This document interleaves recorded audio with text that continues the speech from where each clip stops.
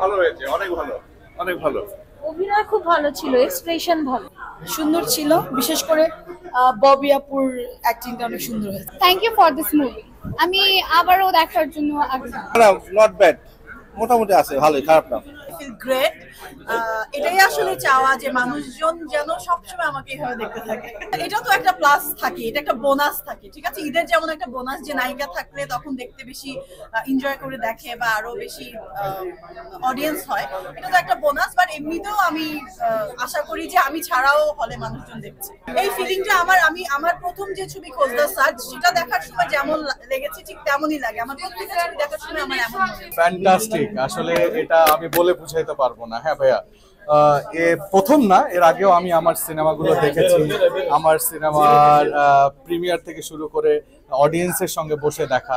তো আজকে যে ব্যাপারটা হয়েছে, এখানে শুধু অডিয়েন্স না, আজকে অনেক জার্নালিস্টরাও ছিলেন। তো সবকিছু একটা ম্যাসিভ ব্যাপার ছিল। তো এখানে যেমন ক্রিটিক্সের ব্যাপারটাও ছিল, তেমনি মানুষের প্রাণ খুলে ভালো লাগার, যে চরিত্রের ভালো লাগা, সেই অ্যাপ্রিসিয়েশনটাও ছিল। তো দুইটা মিলে ফ্যান্টাস্টিক, খুবই ভালো লাগলো। আসলে আমি এতটুকু আশা করিনি যে আমি এরকম একটা অ্যাপ্রিসিয়েশন পাবো।